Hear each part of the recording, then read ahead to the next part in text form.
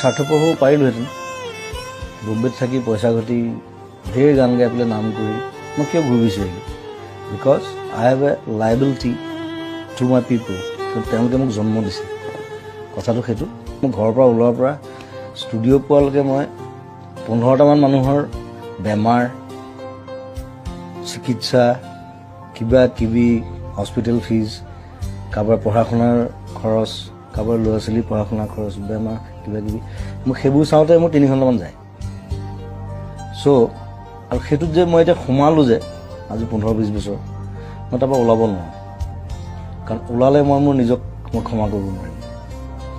চ' সেই ৰেছপনচিবিলিটিটো তেওঁলোকে ভাবে যে কোনোৱে একো নকৰিলে জুবিন দাই কিবা এটা কৰিব মই কৰোঁ নিজৰ হাতত পইচা নাথাকিলে মই কৰোঁ লাগিলে মই ধাৰ কৰিম কাৰোঁ চ' সেইটোত মই আনন্দ পাওঁ তেওঁলোকে আনন্দ পায় তেওঁলোকৰ মুখত যেতিয়া হাঁহি দেখোঁ